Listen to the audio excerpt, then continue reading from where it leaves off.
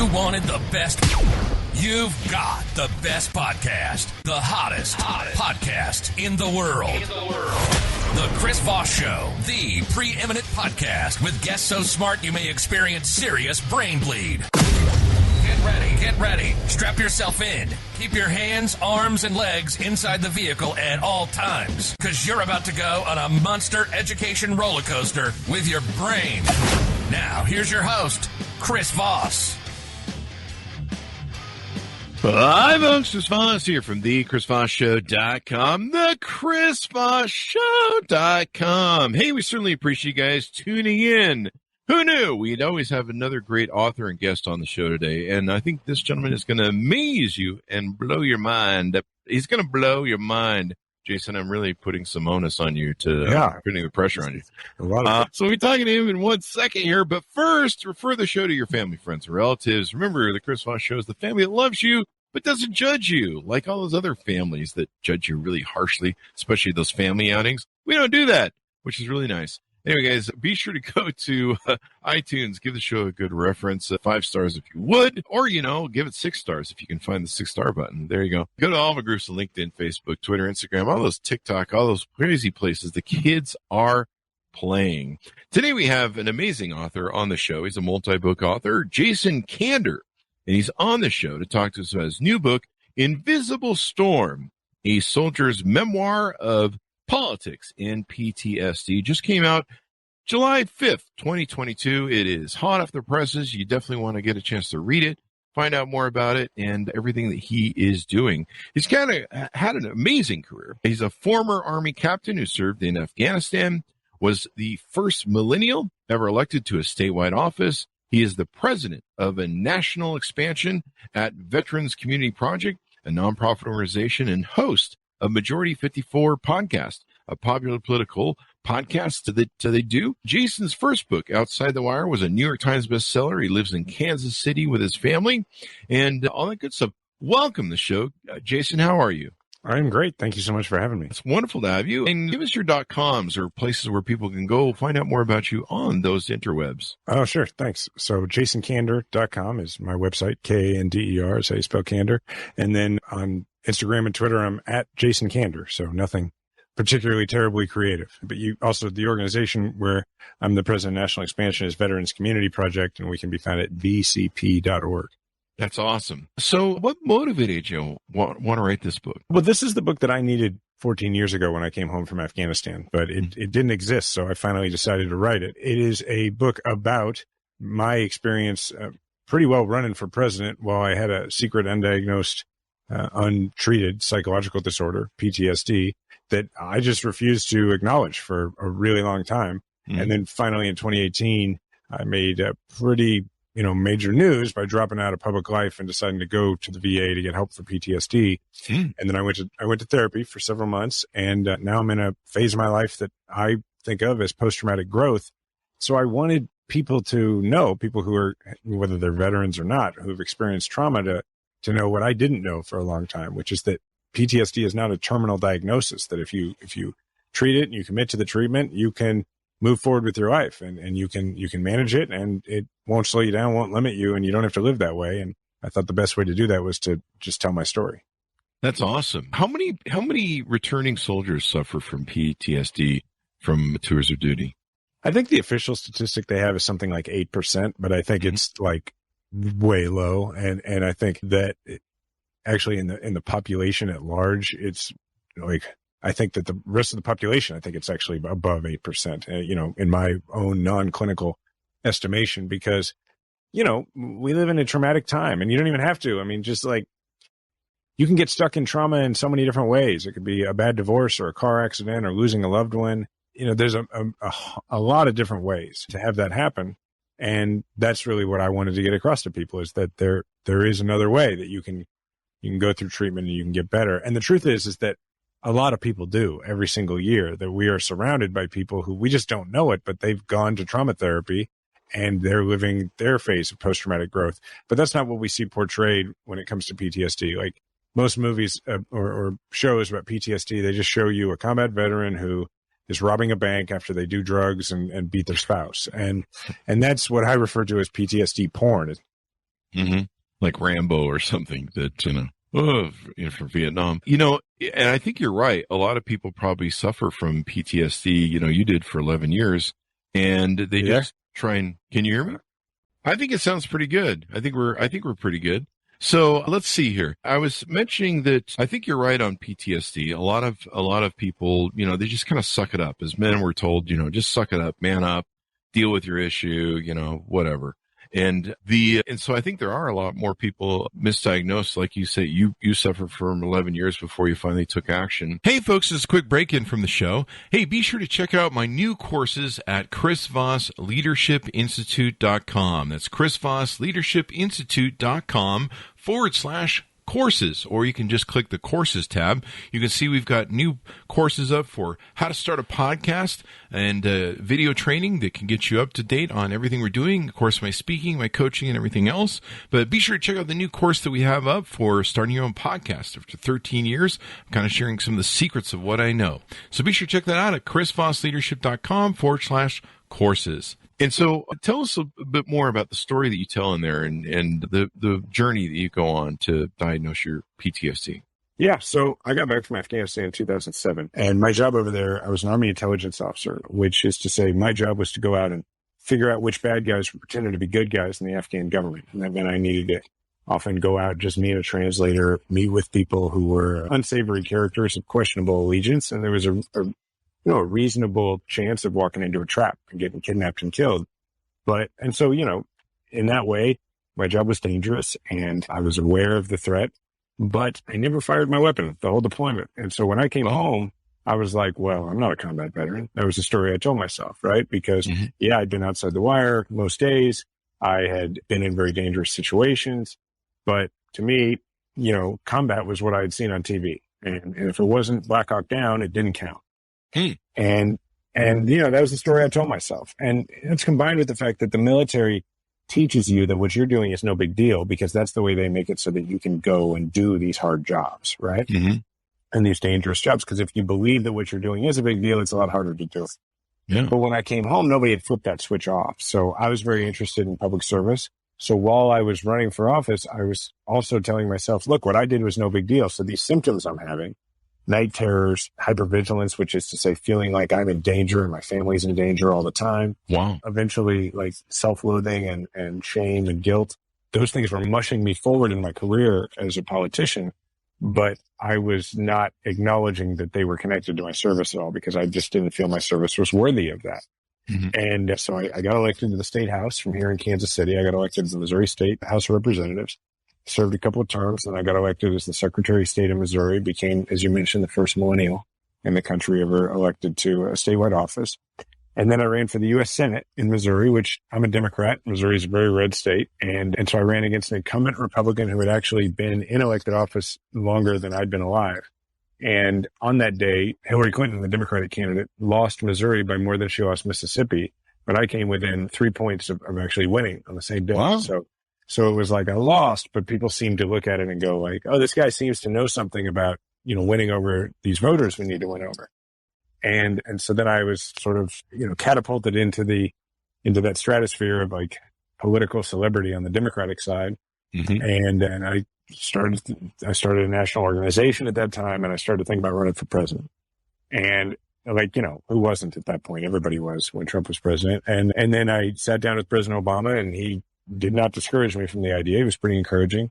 And so I started moving forward with that. And the whole time, my symptoms of PTSD are getting worse, but I'm ignoring them. I'm just trying to outrun them, frankly. I felt like if I can keep moving, if I can keep, giving these performances that give me endorphin highs, then I'll be okay. And it was isolating me and separating me from my wife and from my son, who at that time was about 4 years old. And it just, it was exhausting. And so in about the summer of 2018, I decided that instead of going through with running for president, I had at that point had spent a lot of time in New Hampshire and Iowa. I'd been to 47 states to give speeches, but I was like, you know what? I can't do it. I don't have it in me right now. And I thought I need to go home. And I was like, I'm going to go home and get help at the VA, and I'm going to run for mayor and become mayor of my hometown. Oh, there you go. Well, I was doing half of that. I didn't go to the VA. I didn't keep my promise to myself. But what I did do is I started running for mayor. And like, if you go from running for president to running for mayor, generally you're the front runner. And I was. It was the first time I was ever in a campaign that I was expected to win. And it was going well. But I was getting progressively worse and worse and worse over that period of time until I started to have pretty persistent suicidal thoughts. Wow. And it came to a point where I found myself in the suicide hold, like suicide watch room at the Kansas City Emergency VA. And it was time to pull the plug and get help. So that's what I did. I announced that I was dropping out of public life to go get help at the VA. And I went for weekly therapy at the VA for several months, and it saved my life. I'm glad you reached that point and didn't, of course, go the other way. You know, there reaches a point with the trauma where your mind turns literally against you and you just feel whipped. Like it's just like you're like, I don't know, a servant animal. You're just constantly whipped, and people don't understand it. I think a lot of times when people feel suicidal, because they don't understand what hell it is to live in your own mind in that experience. And to feel driven, beaten, your mind is just relentless. And the only way you reach a point where the only way that you can get away from it is to end it, because then it will leave you alone. And you feel so, I don't know, you feel just attacked relentlessly 24/7. It's a nightmare. So I'm glad you were able to survive that and not end up on the other side. It's true. Do you want to shed some more light on what PTSD feels like, so that maybe people in the audience that might be suffering it can have a deeper understanding, and maybe we'll turn on some light bulbs and people go, I should probably go get help. Yeah, I think it feels a little different to everybody. One of the things I try to do in Invisible Storm, which, I'm grateful that it's done very well. People have really, it's a New York Times bestseller right now, and all the royalties go to my work at Veterans Community Project, but all my royalties, publisher likes to keep their portion. But so I try really hard to describe it in the book. And what I tried to do in the book is I didn't avail myself in the parts of the book where it's leading up to me going to therapy, which is most of the book. I didn't avail myself of the language I gained in therapy. I tried to use the language I would have only had at the time that, of the moment in the story. So, I described it as things like the world was a very dangerous place, and that the people around me didn't understand how much danger there was. And it was important to be thwarting and preventing that danger all the time. And that was very tiring.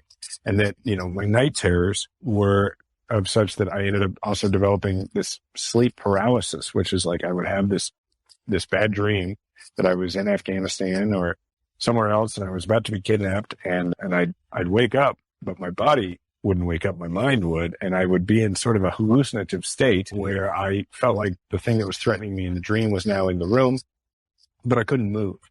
And my wife actually would sleep really light so she could rock my body to wake me up. And then, so these are some of the symptoms I had, right? But what it felt like on a day-to-day basis was, that feeling where like something happens in the other room, like like your kid is playing in the other room and you hear a crash. And as you're running in there to see what happens, your mind is playing all the possible terrible scenarios. And it turns out your kid's fine. Whatever fell missed your kid. It's fine. But then your brain goes to this place of what could have happened, and you imagine it for a moment, and it's like uncontrollable dread. Mm-hmm. Well, PTSD is like having that feeling a lot of the time.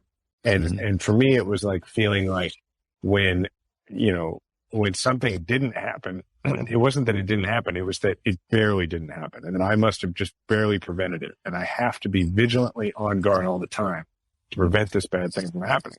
I learned in therapy that was because my mind learned in Afghanistan, given the job that I did, that if you didn't control the situation at all times, you might be killed. Yes. And so I was desperate for a sense of control all the time in my life after Afghanistan and before therapy. The other way I sometimes describe it is it's like that feeling of anxiety that you have when there's like 4 tasks that you need to do and you haven't had a chance to write them down. And so you're trying to go about your day and not have the 4 tasks fall out of your head. Well, it's like that if you have this sinking, vague feeling that if you don't remember all 4, you might get killed. Wow. That's how it felt to me. Yeah. Did you go through survivor's guilt at all? Yeah, I had a lot of survivor's guilt, and just a real feeling of unworthiness and a feeling that I was pretty irredeemable because I had friends who I felt had done more. And here I was, living this life where I was flying high and, becoming famous and being afforded all these great opportunities and experiences. But I had, friends who had been hurt, friends who were still serving, and I just felt completely unworthy of the life that I was living. Mm-hmm. Kind of maybe some imposter's guilt. Yeah. And it made me dislike myself as a result. Yeah. Yeah. So how does it affect families? You talk in the book, your wife, Diana, I believe, you talk about how she worked with you and what's the impact to the families? And that's probably an important way for some people that might have it, that they haven't dealt with it, might identify it.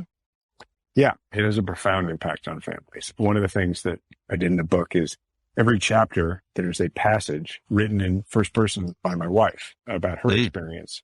And it's there for a couple of reasons. One is because I'm describing everything without the benefit of the vocabulary I learned in therapy, you're getting the viewpoint of somebody who had PTSD rather than me now. I mean, I still have it, but rather than me now where I've been through therapy and I understand, you're getting it.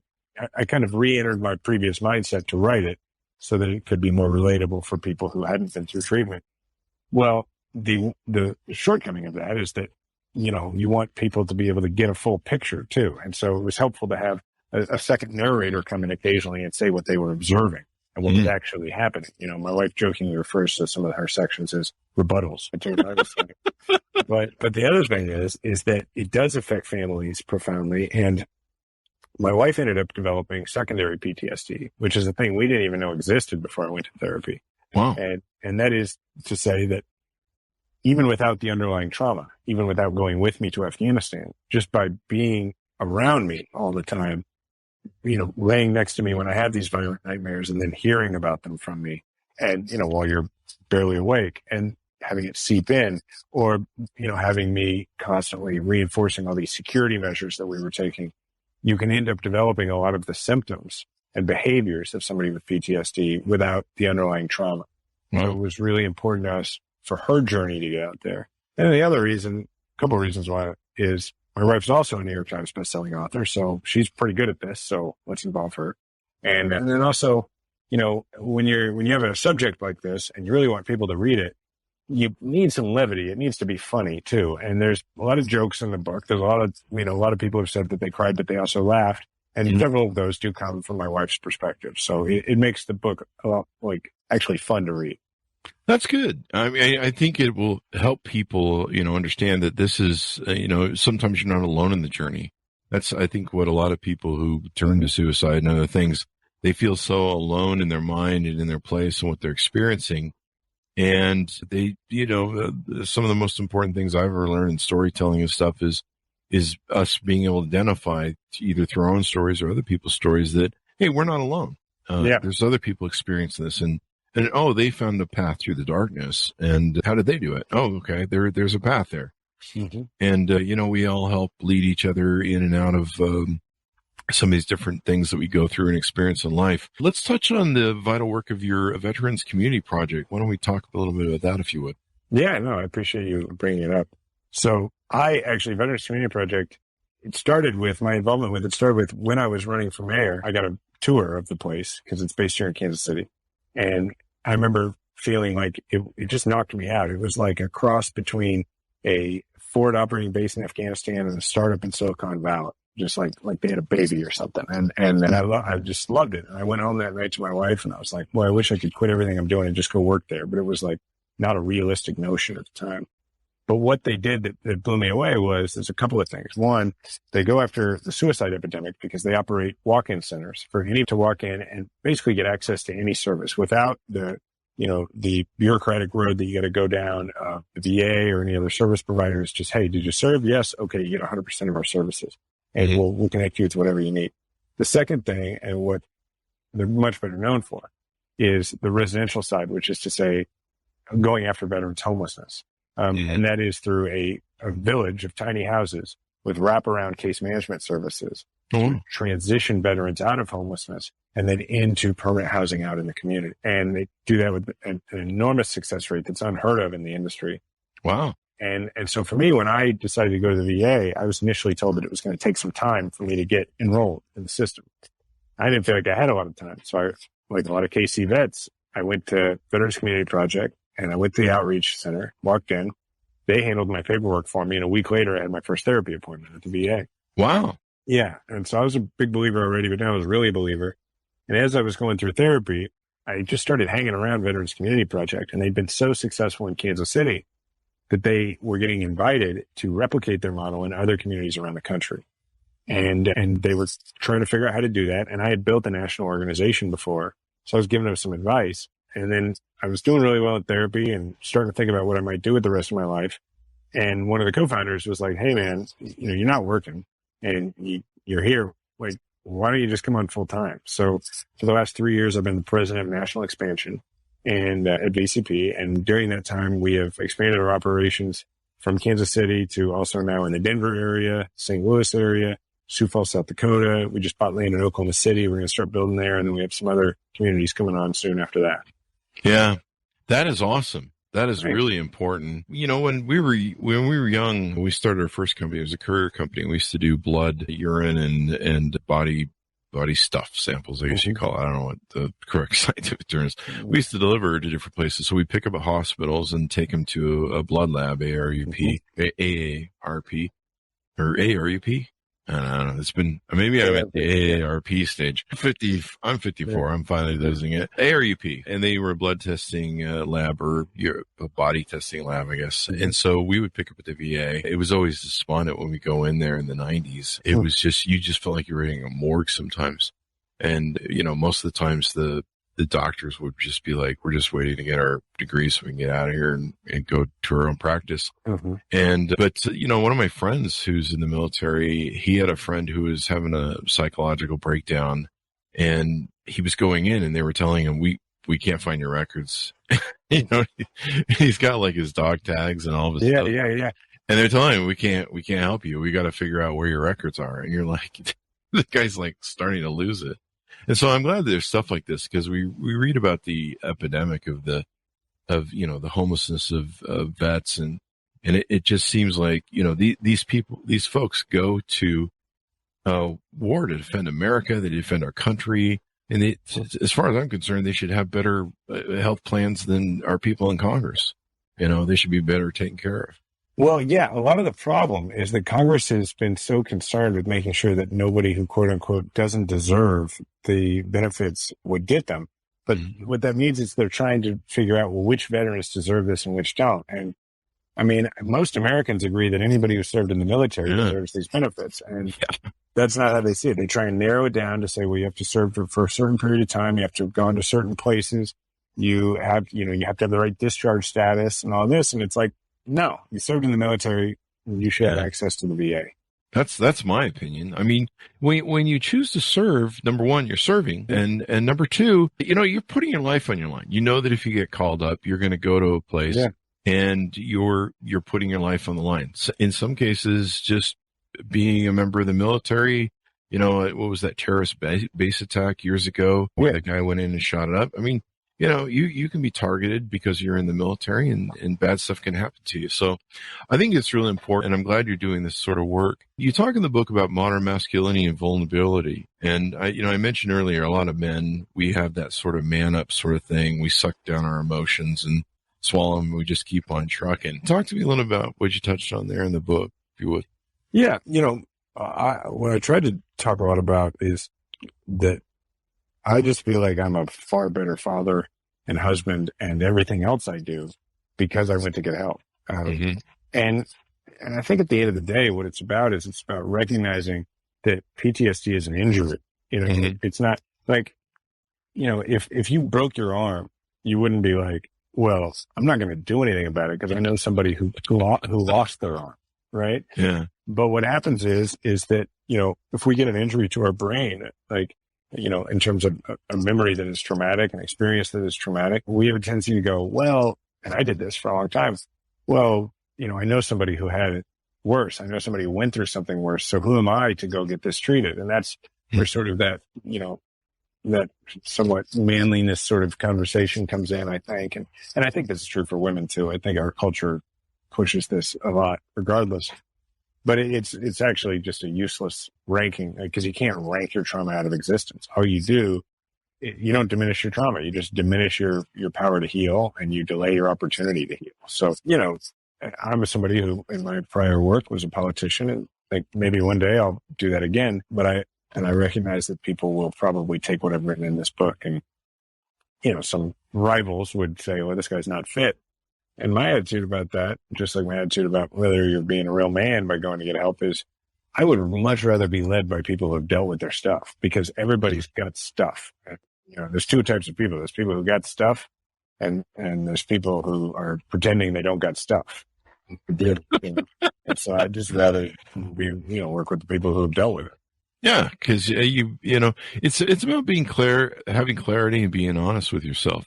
And sometimes it's kind of like alcoholism. The hardest step to do is admit you have a problem. Yeah. And a lot of men, they bury this sort of stuff. Our feelings usually aren't welcome anywhere. And so, we just go man up, suck it up, whatever, it's not that big of a deal. And sometimes just going, hey, maybe I should have this looked at is a good thing. Right. Yeah. Yeah. So what, any future political aspirations, anything you've got on the horizon that you're planning to do?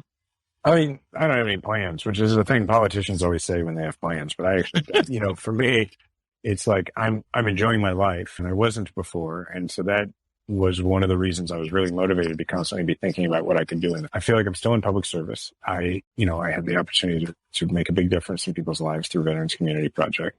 That's really important to me. And at the same time, I'm really enjoying my family. So if, in the future, my kids are 8 and 2, they're about to be 8 and 1, they're about to be 9 and 2. They both have September birthdays.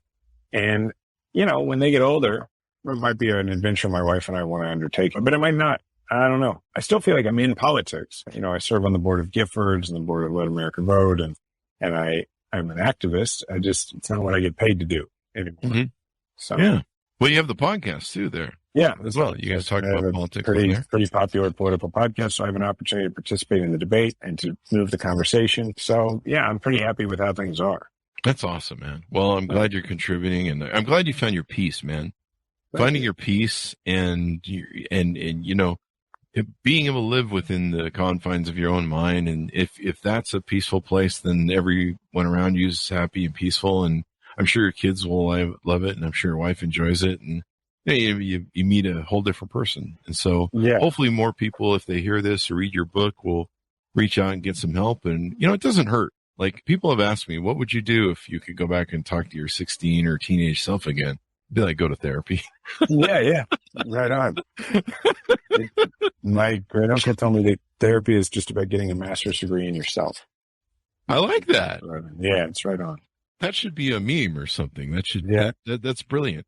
It's sad that sometimes we go through life, and I maybe this is just part of the journey we have to go on, but you don't learn about yourself as much until you've left enough trauma behind you, and you look back and you go, hey, everything's been on fire for the last yeah.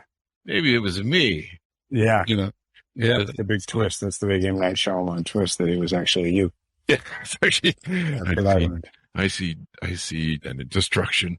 Anyway, it's been wonderful having on the show. Thank you for coming on. We really appreciate it. Thank you.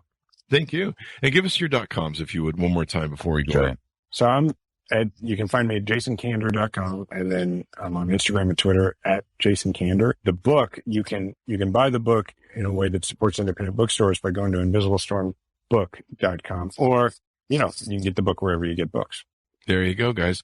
Order up the book if you would, please. Invisible Storm, A Soldier's Memoir of Politics and PTSD, available July 5th, 2022. Get it wherever fine books are sold. Remember, stay out of those alleyway bookstores. They're dangerous. You might get a nail or a tetanus shot or something. Anyway, guys, thanks for tuning in. Be sure to go to youtube.com/Chris Voss to see all of our groups on Facebook, LinkedIn, Twitter, Instagram, all those crazy the kids are playing. Goodreads.com/Chris Voss as well. Thanks for tuning in. Be good to each other. Stay safe. And we'll see you guys next time.